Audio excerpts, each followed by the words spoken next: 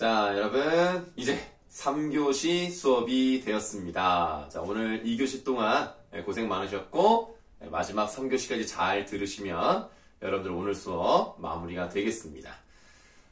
오늘은, 시조를 좀 위주로 봤고요. 그리고 고려가요 복습 간단하게 해봤습니다. 자, 같은 고려 시대이지만 평민들이 불렀던 고려가요와 다르게 귀족계층이 불렀던, 다시 말하면 신진사대부와 같은 그런 양반계층이 불렀던 노래를 한번 공부해 보도록 하겠습니다. 우리 고려가요 그 복습한 부분 바로 다음을 보시면 경기체가다 이렇게 나와 있는데요. 이 경기체가가 어떤 것인지 한번 공부해 보도록 하겠습니다. 우선 경기체가라고 제목이 나와 있고 그 밑에 쭉 설명이 되어 있는데요. 요거는 좀 이따가 보도록 하고 바로 다음 쪽에 있는 내용을 보도록 하겠습니다. 한림별곡이라고 나와 있는데요. 우리가 경기체가가 한림별곡만 있는 것은 아니지만 그냥 한림별곡만 배우면 어떤 것인지 알 수가 있어서 간단하게 공부하면 되겠습니다. 이 글의 갈래는 사실 문학사적으로 크게 의미 있는 작품은 아니기 때문에 이런 게 있구나. 그러니까 평민계층과 다르게 상층계층에서도 이런 노래를 불렀었구나 라고 생각하면 되겠습니다. 정확히 말하면 노래라기보다는 글이라고 보시는 게 더 맞는 것 같기도 한데요. 운문이기 때문에 역시 운율 형성하는 것을 볼 수가 있어요. 이 한림별곡이라고 하는 것은 한림청에서 일하는 유생들이 쓴 노래다 이렇게 생각하시면 되겠는데요. 그럼 이 한림이라는 곳이 어떤 곳이냐? 왕명을 받들어서 문서를 꾸미는 그런 관청을 한림이라고 하고요. 여기서 일하는 유생들을 또한 한림이라고도 하겠습니다. 그래서 그런 유생들이 만든 노래다라고 보시면 되겠는데, 여러분들 릴레이 소설 같은 거 아시죠? 그래서 처음부터 끝까지 같은 작가가 쓰는 게 아니라 동일한 주제라던가 비슷한 형식으로 어떤 글을 쓰는데 다른 사람이 써도 비슷한 느낌이 날 수도 있는 것이고 하나의 주제를 정해놓고 돌아가면서 쓸 수 있는 것이기 때문에 이런 경기체가 중 한림별곡도 그런 것이다 라고 생각하시면 되겠습니다. 즉 1장부터 8장까지 있는데 같은 사람이 쓴 것이 아니고요. 8명의 사람들이 돌아가면서 썼을 것이다 라고 추정하는 작품입니다. 우리가 먼저 어디를 보시냐면 이 내용을 이제 한번 보실 건데요. 지금 여러분들 4번이라고 되어 있고요. 그 4번에 내용이라고 써 있습니다. 동그라미 1번에 당시 귀족 문인들의 퇴영적, 향락적 기품을 반영한 것이다 라고 되어 있어요. 퇴영적이라는 것의 뜻을 잘 모르실 것 같아서 설명 좀 드리는데요. 뒤로 물러나 가만히 틀어박히려는 성질. 그러니까 앞으로 나서서 뭔가 적극적으로 하려는 것보다는 이렇게 슬쩍 뒤로 물러나서 요런 거 이랬대 라고 얘기하려는 성질로 보시면 이해하기가 쉬울 것 같습니다. 향락적이라는 것은 말 그대로 놀고 즐기는 것이기 때문에 이런 것들은 큰 의미는 없다고 보시면 되겠습니다. 그래서 그냥 이 노래를 통해서 자기들이 하고 싶은 얘기 그냥 재밌게 해냈다 이렇게 생각하시면 돼요. 그럼 이제 내용을 바로 보실 건데요. 이제 1장이라고 되어 있고 총 8개의 장으로 되어 있습니다만 우리는 1장, 2장, 그리고 8장 이 3개만 보도록 하겠습니다. 2장도 1장과 유사하기 때문에 간단하게만 보고 주로 1장과 8장을 본다고 생각하면 되겠어요. 1장을 한번 읽어보겠습니다. 원래는 이렇게 한자로 되어 있는데요. 그거를 이제 밑에 우리가 읽기 쉽게 해놨습니다.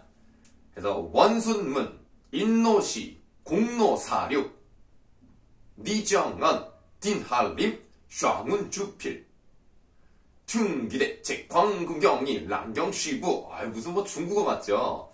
자, 선생님이 일부러 어떻게 읽었냐면 원순문 끊고 인노시 끊고 공노사륙 끊으면 자, 고려가요와 향유하는 계층은 다르지만 음보율이 같다는 걸 알 수 있죠? 삼음보로 간다는 것을 볼 수가 있고요. 그런데 고려가요는 332조, 333조 이렇게 갔는데 얘는 조금 다르게 334로 간다는 거, 이런 차이점이 있다고 보시면 되겠습니다. 근데 음보율도 알겠고 음수율도 알겠는데 뭔 소린지를 모르겠다 이거죠. 이거의 뜻은 밑에 나와 있습니다. 유원순이라는 사람이 쓴 문장, 이인로라는 사람이 쓴 시, 이공로라는 사람이 쓴 사륙변명은 이렇게 돼 있어요. 사륙변명문의 뜻은 밑에 나와 있습니다만 알 필요도 없어요. 그냥 그러한 글의 종류를 쭉쭉쭉 누군가가 써 내려갔다 이 얘기입니다. 그러니까 별 얘기 없죠. 그러니까 뭐 예를 들면 백정환의 국어, 뭐 김병근의 수학, 뭐 이런 식으로 하는 거예요. 그래서 이런 것들을 보면은 의미가 없어요. 그냥 어떤 사실을 나열하는 것에 불과하다. 그냥 객관적인 사실 또는 사물, 대상을 쭉쭉 열거했다. 그냥 이 정도 의미밖에 없습니다. 그래서 뭐 해석하는 것은 의미가 없고요. 그 다음 줄. 위, 시장, 경기 어떠하니 있고. 자 보시면 여기에 경기라는 거에 괄호를 하시면 왜 이 글이 경기체가라는 이름을 갖게 되었는지를 알 수가 있는 겁니다. 경기라는 말이 나오는 노래니까 경기체가가 되겠어요. 경기도와는 전혀 관련이 없었네요. 그래서 시장이라는 것은 글재주를 겨루는 시험장의 광경이니까 시를 쓰는 장소, 글을 쓰는 장소, 그게 시장입니다. 그 시장의 모습, 그거 어떻습니까? 라는 건데요. 지금 여기 사용된 것은 서리법이라고 볼 수가 있겠어요. 그런데 몰라서 물어보는 게 아니라는 거죠. 이렇게 모습 쓰는 거 어때요? 라고 물어보는 게 아니라 이런 거 어떻습니까? 요런 느낌이라는 거죠. 참 재수가 없죠. 그래서 이렇게 좀 잘난 척하면서 물어보는 방식을 쓰기 때문에 결국 이 노래는 자기들이 잘났다라는 얘기를 하고 싶었던 겁니다. 자, 그러면 지금 여러분들 이 내용을 보시면 위, 시장, 경기 어떠하니 있고 까지를 보시면 하나, 둘, 셋, 넷, 다섯 줄, 네 줄 이렇게 돼 있죠. 그래서 이 네 줄은 앞부분이고 전체적으로 봤을 때 내용이 많기 때문에 그렇게 중요하진 않습니다만 이 부분을 뭐라고 하느냐? 전대절이라고 얘기를 하고요. 그 다음 금악사의 옥순문생, 금악사의 옥순문생이라고 되어 있는데요. 이 금악사라는 사람이 밑에 나와 있는 것을 보시면 금의라는 사람이 있고요. 이 사람이 이제 시험 보는 거를 보고 얘 괜찮은 것 같아. 얘 시 잘 쓰는 것 같아. 한번 뽑아서 인재로 키워봐야 되겠다 하고 이게 뽑는 사람이에요. 그러니까 지금으로 따지면 뭐 정확한 개념은 아니지만 입학사정관이라고 볼 수 있겠죠. 그래서 인재를 뽑았는데 이 사람이 뽑은 인재들이 나중에 정말 뛰어난 사람이 되었더라 라고 해서 이 금악사 하면 정말 대단한 인물들을 잘 뽑는 사람 이렇게 소문이 났습니다.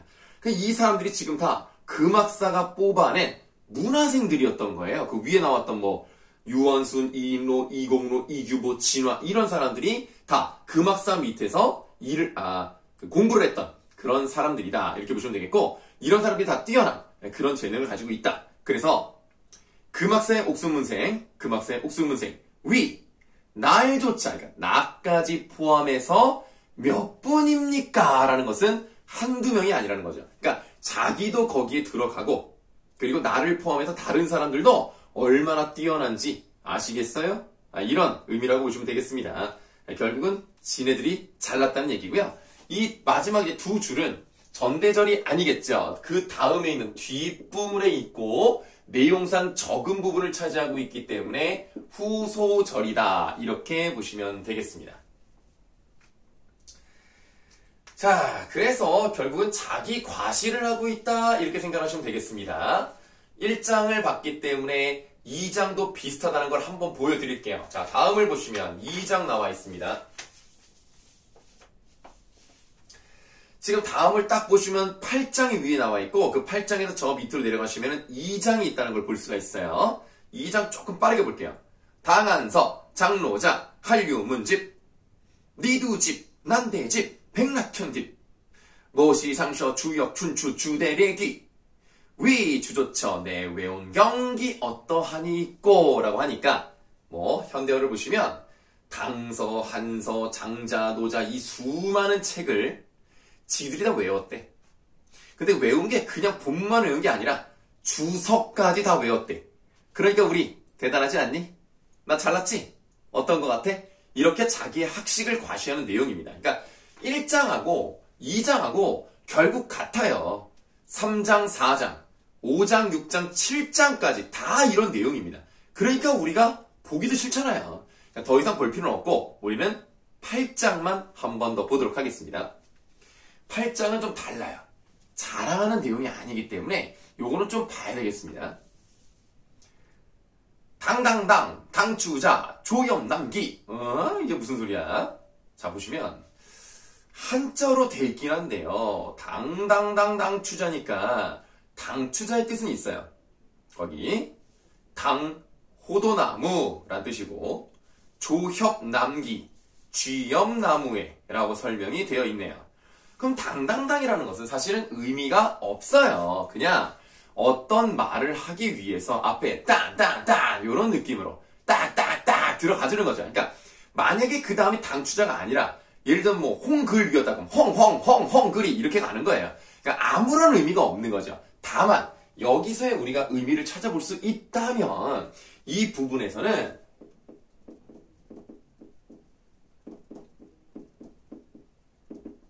세련된 운율미가 느껴진다는 점이 의미를 둘 수 있겠네요. 그래서 뭔가 좀 운율을 이렇게 재밌게, 좀 신나게, 땅땅땅 이런 느낌으로 운율미를 형성했다는 점에서 그나마 의미를 찾아볼 수 있고요. 그런 당호도나무 쥐염나무에 홍실로, 홍줄로, 붉은 줄로 홍그리, 붉은 그네를 매었습니다. 그네 탄다는 얘기예요. 혀고시라, 당겨요. 미로시라, 밀어요. 정소녀라 라고 하는데 이 정소녀는 그 예쁜 사람들 있죠? 뭐 이제 미소년 같은 미소년과 미소녀 이렇게 예쁜 남녀를 의미한다고 보시면 되겠습니다. 그래서 이제 그네를 이제 밀고 당기고 막 이러고 있어요. 그네를 탄다는 얘기죠. 자, 내 가는데 남갈쉐라. 오, 이것 봐라. 오랜만에 이 말이 나왔어요. 자, 가다라는 가네. 리을쉐라가 나와 있는 걸 볼 수가 있죠. 그러니까 이거는 우리가 많이 공부했습니다. 뭐뭐 할까봐 두렵다 라는 의미라 그랬죠.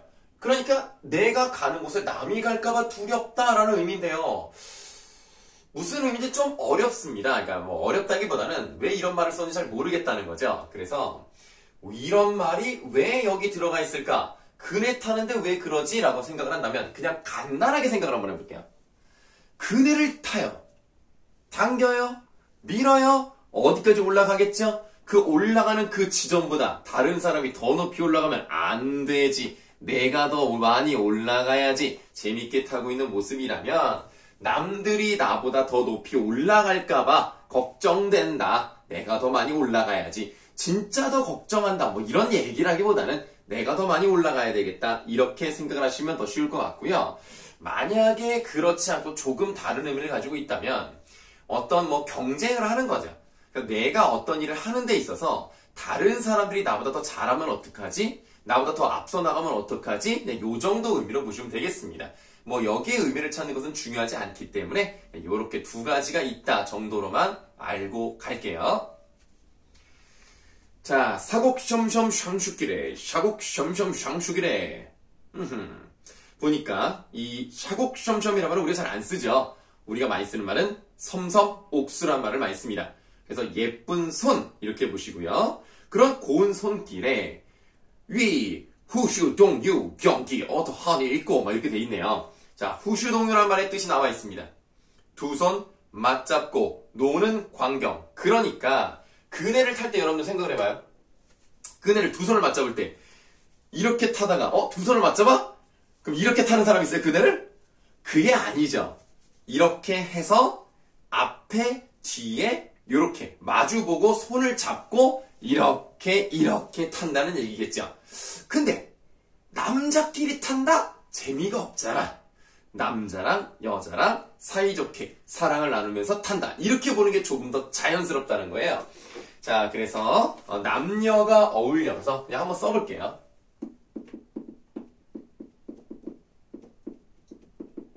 자, 남녀가 어울려서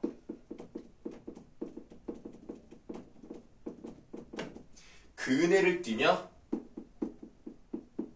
즐기는 풍류에 대한 이야기다. 이렇게 보시면 되겠습니다. 좀 껄떡거려서 좀 앉을게요.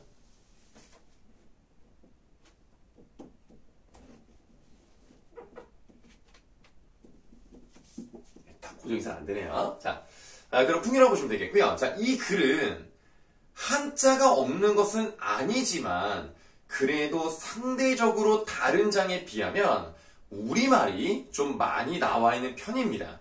그래서 한번 써보도록 할게요. 이 8장의 의는요.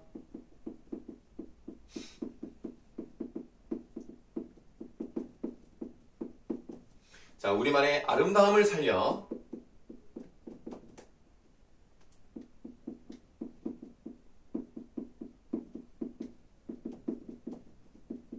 그네 뛰는 모습을 흥겹고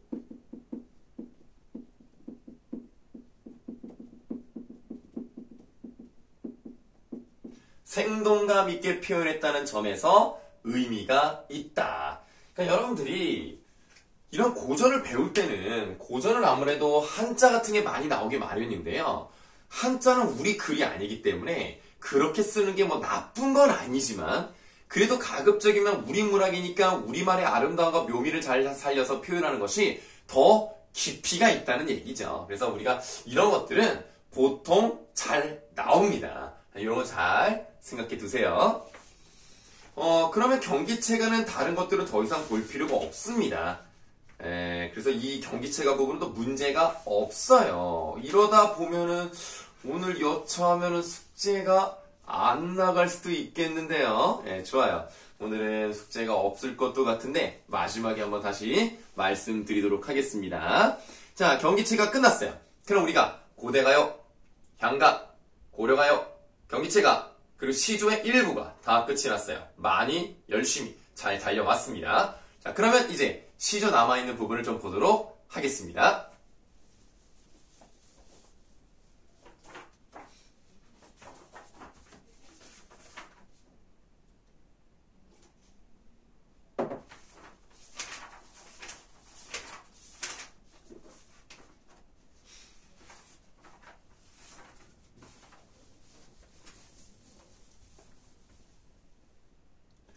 자, 여러분들, 우리 이제 시조를 볼 차례가 되었어요. 시조는 앞에 우리가 매화사까지 봤네요. 자연친화와 자연예찬 이 부분을 봤어요. 그 다음에 소주제라고 할 수 있는 애정과 이별 부분을 보도록 할 건데요. 황진이의 시조는 뭐 너무 유명해서요. 일단 넘어가도록 하겠습니다.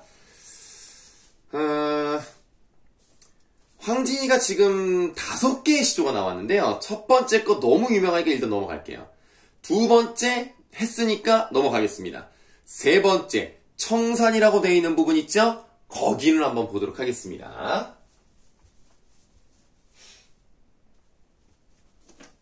예, 우디인데요. 칠판을 지울 때 위에 이렇게 더러운 게 떨어질까봐 좀 치우도록 하겠습니다.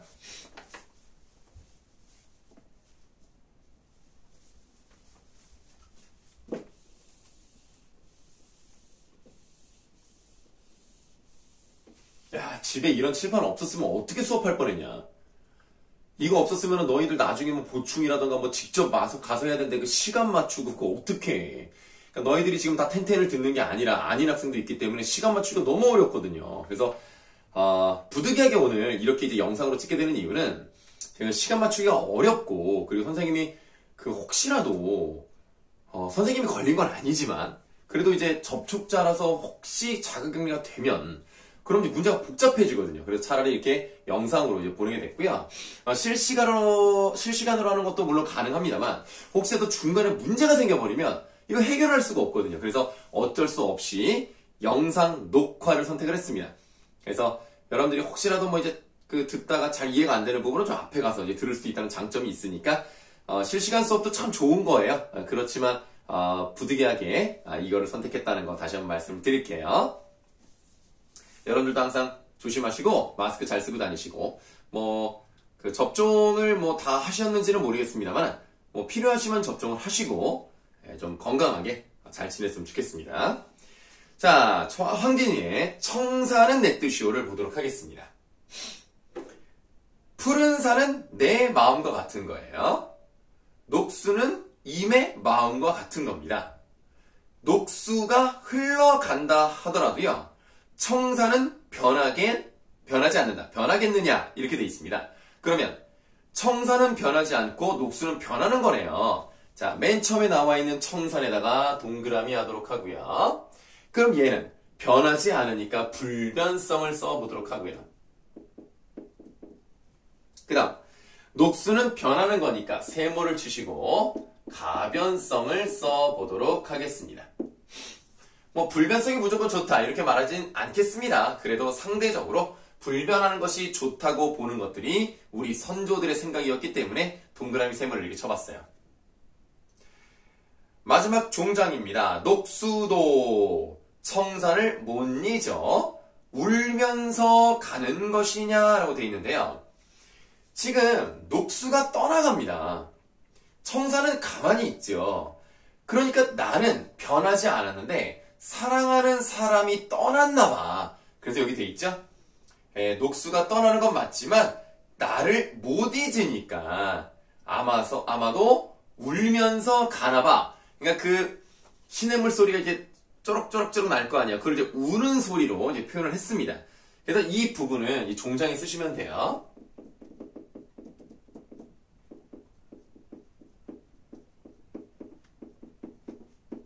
자신의 미움이 아니라 마음이 반영이 돼 있다 이렇게 보시면 되겠고요. 또는 임께서 떠나는 건 맞지만 자신을 잊지 않기를 바라고 있는 마음이 투영된 것이다 이렇게 볼 수 있겠습니다.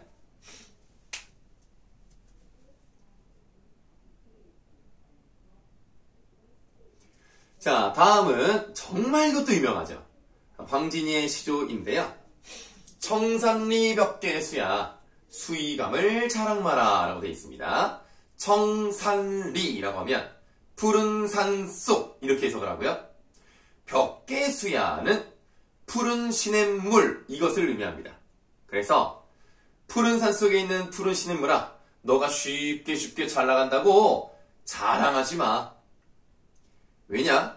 일도 장애하면 한번 푸른 바다에 도착해버리면 너 돌아오기 어렵다. 그러니까 일단 명월에다가 네모하시고요. 밝은 달이 만공산하니 빈산에 가득 차 있으니 쉽게 간들 어떻겠느냐 이렇게 보시면 되겠습니다. 그래서 너무 잘 나간다고 잘난 척하지 말고 좀 가끔은 좀 옆도 보고 쉬었다 가면 좋지 않겠니? 라고 얘기를 하는데요. 그냥 자연에 대한 이야기인 것처럼 느껴지지만 사실 여기에는 이제 숨겨진 이야기가 있죠. 밑에 보시면은 이제 나오는데요. 이은원이라는 왕족의 한 사람이 있었습니다. 그 사람이 황진이가 그렇게 남자를 유혹을 잘한다더라 라는 얘기를 듣고 에이 아무리 황진이라도 나는 유혹할 수 없을걸? 이라고 자신만만했어요. 그랬더니 황진이가 그 얘기를 듣고 그래? 어디 한번 너도 넘어오나 안 오나 보자. 그래서 이제 어디로 오라고 이제 초청이랄까요? 이게 부릅니다. 그래서 이제 산을 건너서 가는데 그 길목에서 황진이가 기다리고 있었던 거죠. 아주 예쁘게 차려입고 이 노래를 부릅니다. 말을 타고 가던 이은원이 그 모습을 보면서 너무나 아름답고 노랫소리가 아름다워서 자기도 모르게 말에서 내렸다고 합니다. 이 이은원의 호가 벽계수입니다. 그래서 이 벽계수에 대한 이야기를 하는 것은 결국 나한테 넘어오나 안 오나 한번 해볼까? 쉬어가면 어떻겠니? 라고 얘기하는 것이다 라고 생각하시면 돼요. 자, 그래서 우리 이 청산리 벽계수의 벽계수는 정말 푸른 시냇물을 의미할 수도 있겠지만 이은원이라는 사람을 의미할 수 있고요. 명월에 우리가 내몰쳤죠. 이 명월이 밝은 달을 의미하지만 여기서는 모두 의미할 수 있다. 황진이의 닉네임이라고 할까요? 그 별칭이 있잖아요. 그 이제 기녀들을 부르는 이름이 있는데 명월이가 바로 황진이의 기녀 이름이었습니다. 그래서 이 명월이 황진이를 의미한다면 이 글은 중의법이 사용된 글이다. 이렇게 생각하시면 되겠네요. 자, 그 다음에 황진이 시조가 또 나와 있고 서경덕의 시조가 나와 있는데요. 이거는 순서를 바꿔서 서경덕의 시조를 먼저 보도록 하겠습니다. 서경덕이라는 사람은 대단한 유학자죠. 양반 사대부고요. 그리고 유교에 대한 어떤 학식도 많았기 때문에 뛰어난 학자다 이렇게 말할 수가 있겠습니다. 그런데 아까 이제 벽계수도 결국 황진이에게 넘어갔다 이렇게 보실 수가 있는데 서경덕은요 안 넘어가요. 그래서 황진이가 그 모습을 보고 야 너무 놀래가지고 이런 남자도 있구나 해서 이 사람 밑에 들어가서 제자로 공부를 했다 이런 얘기가 있습니다. 그래서 서경덕은 어떤 육체적인 관계가 이루어지는 사랑이라기보다는 정신적인 스승으로 삼고 정신적인 사랑을 했다 이렇게 보시면 되겠습니다. 그래서 서로 그리워하는 내용은 어떤 이성으로서 좋아한다기보다는 마음이 통하는 사람으로서 좋아했다 이렇게 해석을 하고요. 서경덕의 시조를 먼저 보도록 하겠습니다. 마음이 어리석은 후이니, 자, 마음이 어리석기 때문에 하는 일이 다 어리석다 이겁니다. 그러니까 마음이 지금 약간 싱숭생숭하고요. 그리워하니까요. 이 사람이 그런 마음을 갖고 어떤 일을 하면 다 뭔가 좀 바보 같은 거야. 그러니까 예를 들어서 자꾸 그 사람만 생각이 나고 그 사람이 오지도 않았는데 온 것처럼 느끼고 왔나 하고 문을 열어보고 이런 거를 얘기하는 겁니다. 그래서 만중운산에 어느 님이 오겠느냐 말은 그렇죠. 자, 만중운산 네모할게요. 이 만중운산의 뜻은 구름이 겹겹이 끼어있는 산 이렇게 이제 되어 있는데요. 여기서는 그러면 굉장히 가기 어려운 장소니까 첫 번째 뭐라고 볼 수가 있냐면 임과의 만남을 방해하는 장애물로 볼 수 있겠죠. 그러니까 님이 오지 않을 거란 말이에요. 그러니까 더더욱이나 그립고 기다려지겠죠. 네, 기다림에 정서를 고조시키는 그런 소재다라고 보시면 되겠습니다. 자, 만중운산에 어느 님이 오겠느냐마는 지는 잎, 부는 바람에 자, 이파리가 떨어져요. 바람이 불어요. 싹싹싹 소리가 나겠죠. 그 소리를 들으니까 혹시 그 사람이 온 건가? 라는 착각을 하게 만든다 이런 얘기입니다. 그래서 이 글은 착각을 했고요. 실제로는 그렇지 않았잖아요. 착각과 실상의 구조를 가지고 있다 이렇게 말할 수가 있어요. 그러면 요 시조에 대한 답가 형식으로 그러니까 이거를 읽고 그 다음에 다시 자신의 생각을 이제 얘기하는 방식으로 황진이가 이 시를 썼다고 보시면 되겠습니다. 내가 언제 무신하여 내가 언제 믿음을 못 줬기에 또는 임을 언제 속였기에 그러니까 내가 믿음이 없어서 내가 님을 속였나요? 그렇지 않았거든요. 그런데 월침 삼경에 달도 잠이 드는 삼경 지금으로 따지면 밤 11시에서 새벽 1시 월침 삼경에 온 뜻이 전혀 없네 라고 되어 있죠. 찾아올 뜻이 좀 다르게 말하면 오려는 기척이 전혀 없다는 겁니다. 추풍에 지는 입소리야 낸들 어찌 하겠느냐 똑같죠. 지금 추풍에 지는 입소리를 들으면서 혹시 왔나? 라는 생각을 가지고 있습니다. 그러니까 이런 것들이 서경덕의 시조와 유사하다라고 보시면 되겠고요. 그거 내가 어떻게 하겠어? 어떤 자세가 나와 있어요? 체념적인 정서가 드러나 있다. 이렇게 보시면 되겠습니다. 이렇게 체념적 정서는 우리나라 고전 시가에 많이 나온다고 말씀을 드렸죠. 어찌 하리 있고 어찌 하겠는가. 그 다음에 여기도 어이 하리요 라고 나와 있는 부분을 보면 이런 것들이 이제 우리 시가 양식에 많이 나오는 것이다. 이렇게 보시면 되겠습니다. 지금 선생님이 3시간을 연속으로 수업을 하는 건 아니고요. 영상 하나를 찍고 유튜브에 올리고 또 하나를 찍고 유튜브에 올리고 그렇게 좀 하다 보면은 좀 시간이 좀 걸려요. 그리고 선생님이 중간에 이제 뭐든 좀 먹고 다른 일도 하고 이제 그러기 때문에 지금 시간이 6시 58분입니다. 그러니까 여러분들은 이제 2분 뒤에 1교시 수업을 이제 듣게 되는 거고 그 링크는 선생님이 한 40분 정도 전에 30분 정도인가요? 뭐 일단 링크는 먼저 보내드렸습니다. 그래서 그거를 이제 여러분들이 2분 뒤에 보고 계시겠네요. 자, 오묘합니다. 네, 지금 선생님은 집에 있고 여러분들은 지금 거기서 뭐 각자 집에 있을 수도 있고요. 그 다음에 이제 자습실이나 강의실에서 이 영상을 이제 듣고 계시겠죠. 이어폰이 있겠죠? 다른 학생을 방해하면 안 되니까 이어폰 잘 끼고 들으시면 되겠는데 벌써 수업이 이제 거의 끝날 때가 됐는데 이제야 이런 얘기를 해버렸네요. 그리고 여러분들 이제 그 유튜브 영상을 보시다가 중간 광고가 나올 거예요. 그럼 귀가 많이 깜짝깜짝 놀랄 수 있는데 그것도 미리 말씀드렸어야 되는데 미안합니다. 그냥 깜짝 놀라도 어쩔 수가 없고 심장 쫄깃쫄깃하게 연습한다고 생각을 하시고 너무 크게 하면 안 되는데 걱정되네요. 자, 그럼 이제 우리가 좀 더 이제 보도록 하겠습니다. 지금 선생님이 요 세 번째 수업을 아마 30분 정도 지금 하고 있는 것 같아요. 예, 그러면 우리 다음 홍랑의 시조는 너무나 유명하고 중학교 정도에서도 보셨을 것 같으니까 요거는 넘어가도록 하겠습니다. 개랑의 시조도 보셨을 거예요. 근데 요거는 좀 한번 볼만하니까 보도록 하겠습니다. 이화우 흩뿌릴째.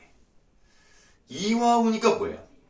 배나무 꽃이 비처럼 내릴 때 또는 배나무 꽃에 비가 내릴 때 이렇게 두 가지로 볼 수가 있습니다. 중요한 건 이화우에다가 네모하시고 배나무 꽃이 폈다는 얘기 아닙니까? 그럼 뭡니까? 봄이죠. 이화우 흩뿌릴째 울며 잡고 이별한 님 추풍낙엽에 추풍낙엽도 네모하세요. 그럼 추풍이니까 뭐야? 가을바람에 이파리가 떨어지는 걸 얘기하네. 추풍낙엽에라고 하니까 떨어지니까 일단은 요놈과 요놈은 봄과 가을이라고 할 수가 있고 이렇게 지금 뭐가 이루어져 있어요? 계절의 변화가 이루어지고 있구나.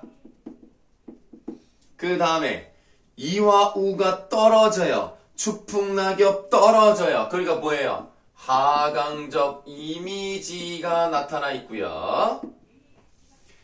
이런 것들을 보니까 하강적 이미지는 소멸, 쓸쓸함, 외로움을 상징할 수 있어요. 이별의 정서를 심화시킨다. 이렇게 보시면 되겠죠. 그래서 천리의 외로운 꿈만 오락가락 하는구나 라고 돼 있어. 지금 최소한 봄에 떠나서 가을이 됐기 때문에 한 6개월 정도는 뭐 떨어져 있었다 이렇게 보시면 되겠어요. 그런데 나는 너무나 그리운데 그 사람은 과연 나를 생각하고 있는가에 대한 의심은 좀 하고 있는 거죠. 아니면 어떡하지라는 걱정도 하고 있는 거고요. 그래서 외로운 꿈만 오락가락한다 라고 돼 있습니다. 그러면 지금 밑에 나와 있는 게 뭐라고 돼 있냐면 지금 오랫동안 떨어지셨어요. 그러니까 시간적 거리감이 나타나 있고요.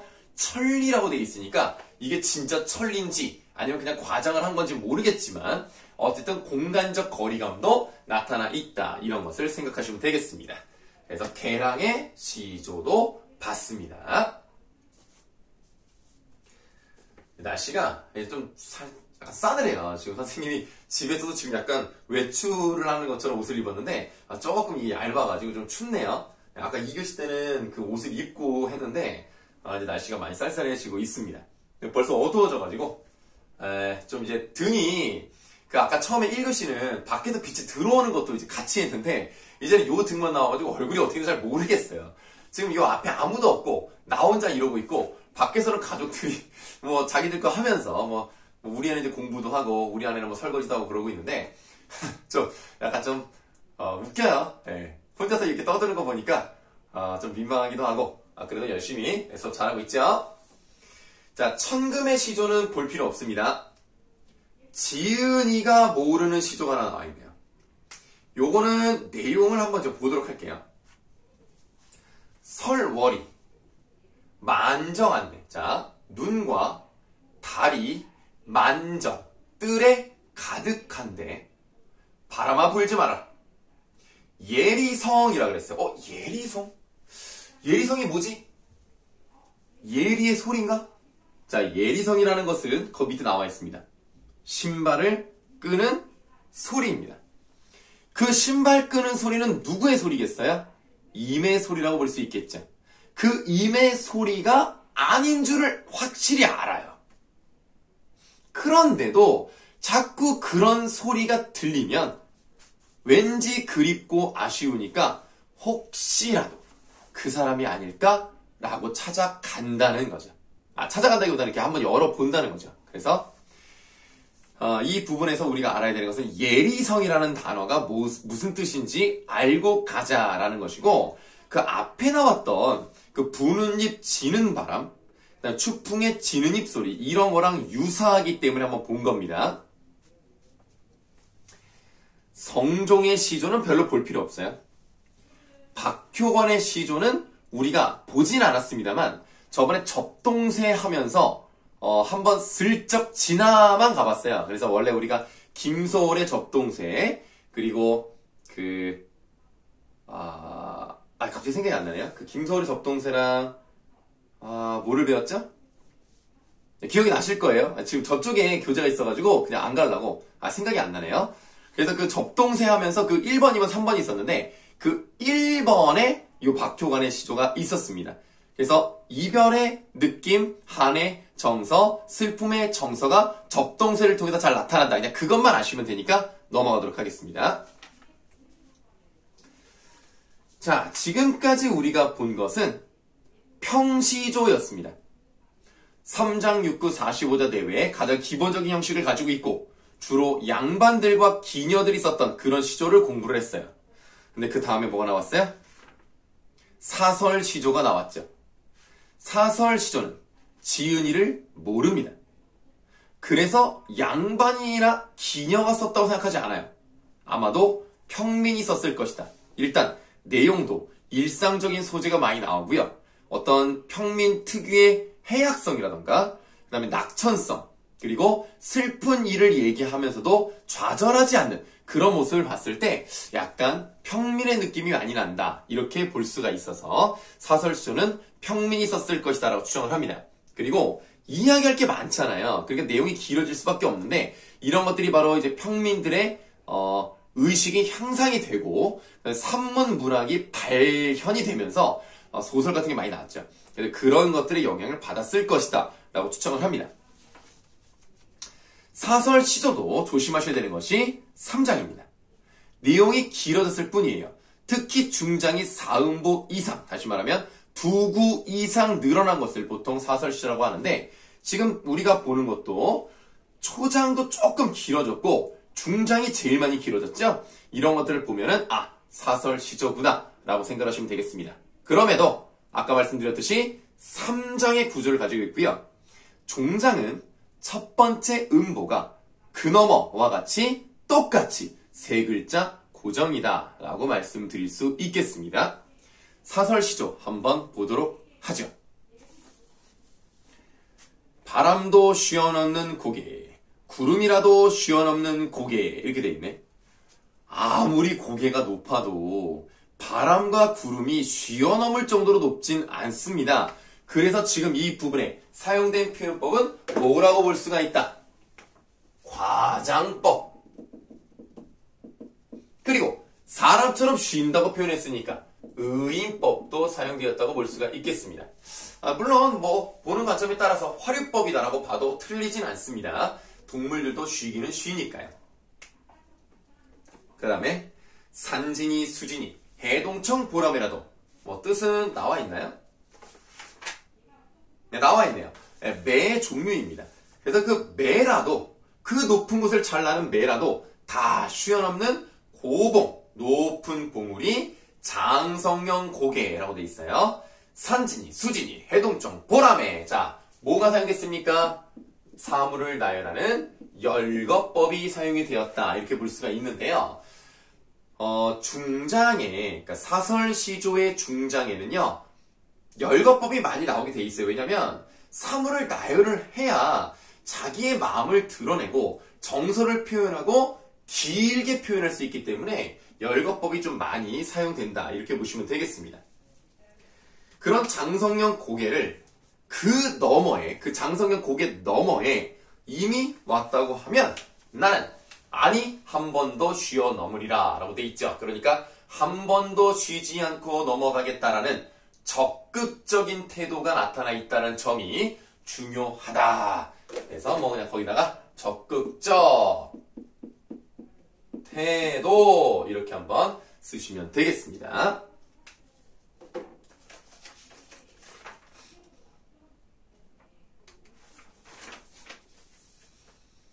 자, 그럼 시간이 어느 정도 되나 볼까요? 작품 하나만 더 하고 3교시 마치면 될 것 같습니다. 여러분들 뭐 중간에 뭐 이제 트는 시간 또 좀 쉬는 시간 이런 거 포함하면 아마 이거 보다가 10시가 거의 다 됐을 것 같아요. 그래서 한 작품만 더 하고 오늘 수업 마치도록 하겠습니다. 여러분들 오늘은 이렇게 영상으로 수업을 해서 얼굴을 마주볼 수가 없었고요. 그래도 마스크 쓰지 않는 모습을 정말 오랜만에 보시면서 수업을 했던 것 같습니다. 어쨌든 오늘은 이렇게 해서 대면 수업을 못했고 다음 주 월요일은 명절이어서 우리가 또 얼굴을 볼 수가 없습니다. 여러분들 아쉽겠지만 아쉽지 않다고요? 아쉽겠지만 우리는 2주 뒤에 얼굴을 보도록 하고요. 그때 뭐 선생님이 뭐 잘못한 건 아니지만 어쨌든 다른 학원에 그런 확진자와 접촉한 그런 학생이 있어가지고 그 결과를 좀 기다리느라 오늘 못 갔습니다. 그래서 혹시라도 여러분들 그런 일은 없어야 되겠지만 선생님 이제 아프지 않게 기도해 주세요. 뭐 그런 일은 없을 거예요. 뭐 이제 내가 만난 게 아니기 때문에 약간 거쳐서 온 거라서 그런 일은 없겠습니다. 우리 건강한 모습으로 2주 뒤에 보도록 하고 하나만 더 해보도록 할게요. 창밖이 어른 학원을 님만 여겨. 자, 님이라고 생각해서 펄떡 뛰어 뚝 나서 보니 얼마나 그리웠으면 임께서 오신 줄 알고 막 그렇게 뛰어나가겠습니까?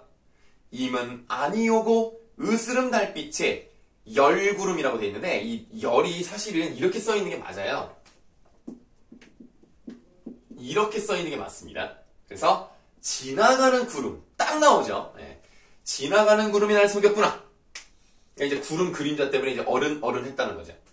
마침 밤이니까 망정이지 해녀 낮이었다면 남 웃길 뻔 했구나라고 해서 자기가 펄떡 뛰어나간 거를 다른 사람이 봤으면 얼마나 웃었겠어. 그러니까 이런 것들을 보면은 이미 오지 않은 것에 대한 실망감을 얘기한다기보다는 그것 때문에 자기가 민망했는데 다행히 보지 못해서 다행이다 머쓱 이런 느낌이란 말이야. 그래서 이런 것들을 보시면 뭐를 알 수 있어요? 사설시조 특유의 해학적인 정서를 느껴볼 수가 있다 이거죠. 자, 그러면 여러분들 오늘 3교시 수업 잘 들으셨을 거라고 생각을 하고요. 여러분들 어차피 다음 주에 선생님이 필기했는 거 볼 거야. 그러니까 이 동영상 잘 보셔야 되고요. 필기 잘 하셔야 되고요. 오늘은 특별히 숙제가 없습니다. 자, 그래서 숙제는 없지만 다음 주 월요일에 시험은 보기 때문에 여러분들 이 시험 준비 잘 하시려면 공부하셔야 되겠죠. 자, 그러면 뭐 시험 범위가 아직 정확히 어딘지는 생각을 안 해놨습니다만 이제 내일부터 다시 한번 열심히 또 시험 문제를 내봐야 되겠죠. 그럼 그때 또 알려드리도록 하겠습니다. 자, 여러분들 오늘 고생 많으셨고요. 선생님도 고생이 많았습니다. 그럼 다다음 주에 보도록 해요. 안녕.